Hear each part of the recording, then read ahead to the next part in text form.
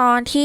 59เข้าร่วมงานเลี้ยงเนื่องจากใช้เวลาในการลงทะเบียนไปนานหลิงตงซิงกับหลิงฮั่นจึงกินข้าวเที่ยงก่อนที่จะกลับไปยังตำหนักโอสถสวรรค์และหลังจากพักผ่อนไปอีกสักพักเกือบถึงยามราตรีแล้วหลิงฮั่นกับหลิวอูตงเตรียมตัวเล็กๆน้อยๆและออกจากตำหนักโอสถสวรรค์เพื่อไปยังที่พักขององค์ชายสี่เพื่อเข้าร่วมงานเลี้ยงคืนนี้ที่พักขององค์ชายสี่อยู่ห่างจากปราสาทของราชาต้าหยวนไม่ไกลนักอย่างไรก็ตามในหมู่บุตรและธิดาของราชาต้าหยวนมีเพียง2 คนเท่านั้นที่ได้รับสิทธิพิเศษในการมีที่พักของตนเองนั่นคือองค์ชายหนึ่งชีหวงเชิงได้แสดงพรสวรรค์อันโดดเด่นมาตั้งแต่เด็กรวมถึงที่มันเป็นบุตรคนโตจากภรรยาคนแรกราชาต้าหยวนทำให้โอกาสในการเป็นผู้สืบทอดตำแหน่งราชาของมันมั่นคงเป็นอย่างมากแต่ด้วยการที่จู่ๆองค์ชายสี่ก็แสดงศักยภาพอันทรงพลังออกมาทำให้ตอนนี้มันอยู่ภายใต้แรงคุกคามอย่างมากตำแหน่งทายาทที่มันรักษาเอาไว้เป็นเวลานานกำลังสั่นคลอน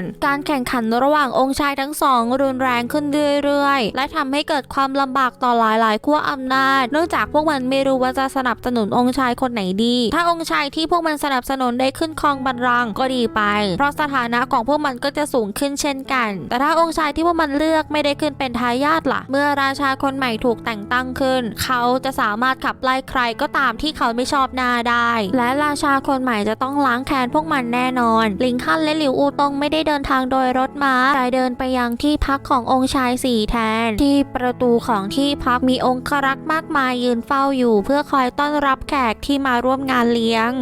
ขอประธานอภัยได้โปรดแสดงบัตรเชิญของท่านทั้งสองด้วยเมื่อองครักษ์เห็นทั้ง2 คนกำลังเดินใกล้เข้าไปมันได้เดินมาขวางทางเพื่อไม่ให้ไปต่อบัตรเชิญหลิงฮั่นชะงักเล็กน้อยเขาไม่มีของแบบนั้นเนื่องจากชีซางไตเป็นคนชวนเขาแบบปากเปล่าข้าคือหลิงฮั่นชื่อของข้าน่าจะอยู่ในรายชื่อของแขกที่จะมาแล้วต้องขออภัยด้วยคนที่ไม่มีบัตรเชิญไม่สามารถเข้าไปได้องครักษ์พูดด้วยน้ำเสียงเคร่งครึมสาวน้อยชีซางไตวางแผนเจ้าเล่ห์อะไรกับเขาหรือไงกันหลิงฮั่นคิดแบบนั้นอย่างช่วยไม่ได้เจ้ากล้ามาที่นี่โดยไม่มีบัตรเชิญเนี่ยนะคำพูดเน็บแนมดังขึ้นและชายหนุ่มคนหนึ่งได้ลงมาจากรถม้ามันสวมชุดพิธีการที่หรูหราทำให้ดูเด่นเป็นอย่างมากมันคือจิงวูเชียงที่มีเรื่องขัดแย้งกับหลิงฮั่นเมื่อตอนกลางวันสักคนบ้านนอกนี่คือที่พักขององค์ชายสี่ไม่ใช่ที่ที่เจ้าจะเข้าไปได้ตามใจชอบจิงวูเชียงหัวเราะอย่างเย็นชาจากนั้นได้หยิบบัตรเชิญสีทองออกมาจากเสื้อของมันพร้อมกับกวัดแกว่งไปมาอย่างภาคภูมิใจ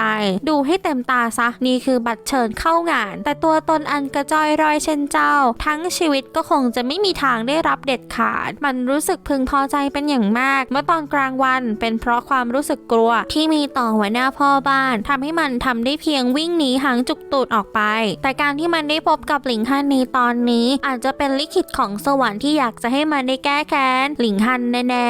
ๆ ก่อนที่จะสังหารทิ้งก็ต้องทำให้ขายขี้หน้าเสียก่อนหลิงฮั่นสายหัวอย่างช่วยไม่ได้เจ้าหมอนี่มีพลังเพียงหลอมกายาขั้นก้าวมันจะเอาความรู้สึกว่าตัวเองสูงส่งมาจากไหนกันหากมันยังหาเรื่องใส่ตระกูลตัวเองต่อไปเรื่อยๆแล้ววันหนึ่งไปเจอเข้ากับจอมยุทธที่ทรงพลังนั่นจะเป็นการนำปัญหายุ่งยากไปสู่ตระกูลอย่างไม่ต้องสงสัยเจ้ายังจะยืนอยู่ที่นี่ไปเพื่ออะไรเจ้าคิดว่าถ้ายืนต่อไปเรื่อยๆจะมีคนสงสารและยอมให้เจ้าเข้าไปหรือไงจิงหูเชียงพูดเยาะเย้ยดูถูกต่อไปไม่หยุดแต่เมื่อดวงตาของมันเลื่อนผ่านไปเห็นหลิวอูตงมันก็ไม่อาจจะละสายตาออกไปจากเรือนร่างของนางได้เลยเมื่อเพิ่งจะรู้ถึงการมีอยู่ของหลิวอูตงและหลงเสน่ห์สาวงามผู้เย็นชานางนี้เข้าอย่างจังมันรู้สึกได้ถึงหัวใจของมันกำลังเต้นแรงขึ้นรวมถึงเลือดของมันที่กำลังสูบฉีดอย่างเร่าร้อนในเส้นเลือดนี่เจ้าเมื่อจิงหูเชียงกำลังจะเปิดปากพูดหลิงฮั่นได้ออกแรงชกเข้าที่ใบหน้าของมันทำให้ทั้งร่างของมันกระเด็นออกไปกับคนแบบนี้ไม่มีความจำเป็นต้องพูดดีด้วยดังนั้นหลิงฮั่นจึงโจมตีออกไปเพื่อที่จะได้ไม่ต้องได้ยินเรื่องไร้สาระเจ้าชกข้าอีกแล้วจิงหูเชียงคลานลุกขึ้นมาจากพื้นมันรู้สึกไม่พอใจเป็นอย่างมากภายใน1 วันมันถูกหลิงฮั่นชกถึง2 ครั้งเมื่อใดกันที่นายน้อย6ของตระกูลจริงอย่างแมนต้องถูกปฏิบัติด้วยแบบนี้ถ้าไม่อยากถูกชกเป็นครั้งที่3ก็ใส่หัวไปซะหลิงฮั่นสะบัดมือไล่เจ้ากล้าดีอย่างไรคงเบื่อที่จะมีชีวิตแล้วสินะดวงตาของจิงหูเชียงเกิดประกายไฟแห่ง งความโกรธและหันไปพูดกับองครักษ์ที่อยู่รอบๆพวกเจ้าเห็นแล้วสินะเจ้าหมอนี่กล้าที่จะทำร้ายแขกรับเชิญขององค์ชายสี่พวกเจ้าจะไม่ไปจับกุมตัวมันหรือไงมันไม่ใช่คนโง่และรู้วิธีที่จะใช้ประโยชน์จากสถานการณ์ในตอนนี้คุณชายหลิงโปรดให้ความร่วมมือด้วยหนึ่งในองครักษ์เดินมาท่านต้องมากับพวกเราถึงแม้องครักษ์ทุกคนจะรู้ว่าองค์ชาย6ของตระกูลจริงเป็นคนที่ไม่ได้โดดเด่นและทำตัวสุรุ่ยสุร่ายรวมถึงคนในเมืองนี้มีคนที่เกลียดเขามีมากกว่าคนที่ชอบเขาเป็น100 เท่าแต่ถึงอย่างไรที่นี่ก็ยังเป็นที่พักขององค์ชายสี่พวกมันคงจะยอมให้ใครมาทำตัวหยาบคายที่นี่ไม่ได้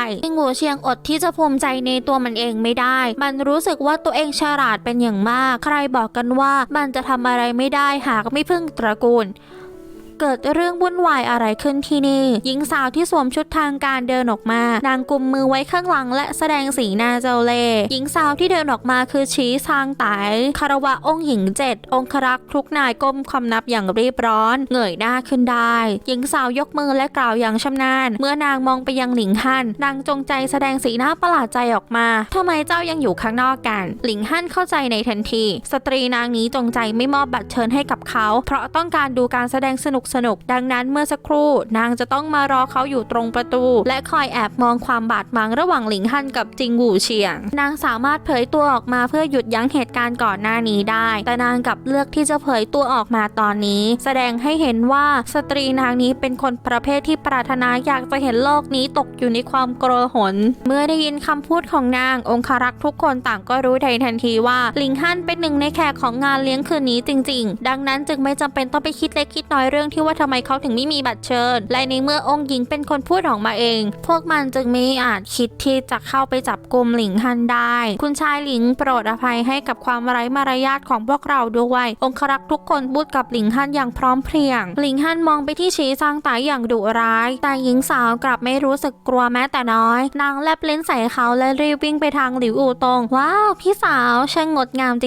ริงๆในขณะเดียวกันจิงหูเซียงรู้สึกโกรธจนแทบจะบ้าตายมันเหมือนกับว่าตัวมันเองที่แสหาความอัปยศใส่ตัวตาของมันจ้องไปที่หลิงฮั่นและคิดไปเองว่าหลิงฮั่นเกาะติดฉีซางไตเพราะต้องการอำนาจและอิทธิพลของนางและเมื่อมันคิดถึงเรื่องที่หลิงฮั่นยังมีสาวงามอีกคนคอยอยู่ข้างกายทำให้มันรู้ในทันทีว่าหลิงฮั่นเป็นผู้เชี่ยวชาญในการตกหญิงและชำนาญในการเกาะผู้หญิงกินเมื่อมันคิดแบบนี้ทำให้มันดูถูกหลิงฮั่นยิ่งขึ้นไปอีกความคิดมากมายไหลเข้ามาในหัวมันว่าจะสังหารหลิงฮั่นเพื่อแก้แค้นอย่างไรดีขณะที่มันกำลังคิดแผนการชั่วร้ายอยู่มันเห็นหลิงฮั่นเดินมาทางมันทำให้มันวางท่ายืดอกออกมาอย่างช่วยไม่ได้เจ้าอยากจะสงบศึกกับข้าเหรอมันสายไปแล้วข้าจะต้องเพี้ยมันถูกฝ่ามือตบใส่อย่างรุนแรงทำให้ตัวมันตกตะลึงจนพูดไม่ถูกมันที่เป็นถึงนายน้อย6ของตระกูลจริงกลับถูกตบในที่สาธารณะแบบนี้ช่างเป็นความอัปยศและความอับอายอะไรขนาดนี้ผู้คนที่อยู่รอบข้างไม่ว่าจะเป็นฉีซางไตองครักษ์หรือแขกที่เพิ่งมาล้วนแต่อ้าปากค้างกับภาพที่พวกมันเห็นหากเกิดความบาดหมางระหว่างรุ่นเยาว์เหล่าผู้อาวุโสในตระกูลจะไม่เคลื่อนไหวอะไรเพราะนี่ถือว่านั้นเป็นเรื่องธรรมดาและถึงแม้ว่าจะถูกทุบตีอีกฝ่ายจนบาดเจ็บก็ห้ามเปล่งไปที่ใบหน้าเด็ดขาดเพราะนั่นไม่ใช่เพียงการสร้างความอับอายให้กับจิงหมู่เชียงแต่เป็นตระกูลจริงที่อยู่เบื้องหลังมันด้วยถ้าจิงหมู่เชียงไม่ได้ทำอะไรที่โง่เขลาลงไปต่อให้เป็นองค์ชาย1หรือองค์ชาย4ก็จะไม่ตบหน้าจิงหมู่เชียงอย่างวู่วามเด็ดขาดใครจะไปคิดกันว่าหลิงฮั่นจะกล้าทำแบบนั้น